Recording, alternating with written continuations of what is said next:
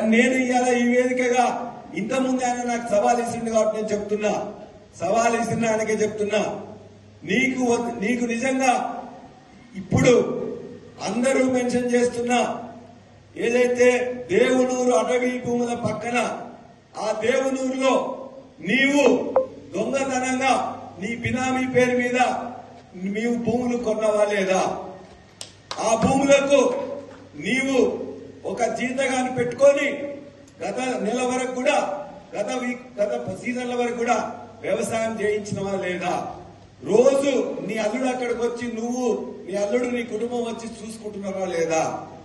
దాని పక్కనే ఉండే ముప్పారంలో అదే అటవీ భూముల పక్కనున్న ముప్పారంలో నీవు మళ్ళొక 24 ఎకరాలు నెలన్నర కింద మళ్ళా బినామీ పేరు మీద కొన్నవా లేదా? ఆ కొనడానికి నీ అల్లుడు మీ కుటుంబ సభ్యులు వచ్చిందా లేదా? దాని పక్కనే ఉన్న రోడ్లు కొత్తగా నువ్వు వేయించుకోవడానికి పక్కనలతో మంతనాలు చేసి బెదిరించినవా లేదా? 3, ఇవాళ ఏదైతే అటవీ భూములు ఉన్నాయో నిజంగా రైతులకు చెందిన అటవీ భూములని పూర్తిగా క్లియరెన్స్ రాకముందే జాయింట్ సర్వే యొక్క రిపోర్ట్ ఆధారంగా మిగతా కూడా పూర్తిగా మీ యొక్క ఫారెస్ట్ డిపార్ట్మెంట్ నుంచి పర్మిషన్ రాకుండానే ఎందుకు వాళ్ళని ఎగదోసినావు? వాళ్ళందరికీ పని కాకుండా వాళ్ళందరినీ బెదిరించి చివరికి నువ్వే కాజేయాలని చెప్పి నీ ప్రయత్నం చేస్తున్నావా లేదా? ఈ 3టికి నువ్వు సమాధానం చెప్పు.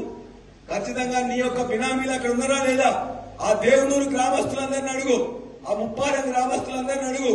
ఎవరైతే నువ్వు రైతులను ఇక్కడ పంపిస్తున్నావో ఆ రైతుల పేరు మీద 1000 ఎకరాలు కొలగొట్టడానికి నువ్వు సిద్ధపడ్డావా లేదా? నీకు ఇవన్నిటికీ నిజంగా సమాధానం తెలిసి కూడా నువ్వు అబద్ధాలు చెప్తున్నావు. నువ్వు నాకు చిమ్ము నెత్తు లేదని చెప్పి మాట్లాడతావా? బరాబరిగా చెప్తున్నావు. ఇవాళ నీవు ఒక పార్టీ తర్వాత ఒక పార్టీ తర్వాత ఒక పార్టీ మారుతూ ఇవాళ మొత్తం కూడా నేతి బీరకాయలో నేతి ఎంత ఉందో నీ యొక్క నీతి కూడా అంతే ఉందని చెప్పేసి నేను తెలియజేస్తూ నీవు ఖచ్చితంగా మాకు చీము నెత్తున్నది. నిజాయితీగా ఉన్నాం.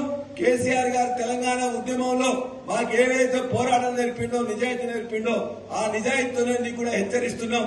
పిచ్చి వేషాలు వేస్తే ఖచ్చితంగా అక్కడున్న ప్రజలు నీకు ఓటేసిండ్రు, నీ అల్లునికి ఓటేయలే. నీ ఆంధ్ర అల్లుడు ఇవాళ పోలీసులందరినీ రిక్రూట్మెంట్ లో ఉంటున్నాడు. నీ ఆంధ్ర అల్లుడు ఇవాళ మొత్తం కూడా అక్కడ ఉండే మొత్తం ఇతర కబ్జాలకు కూడా పాల్పడుతున్నాడు.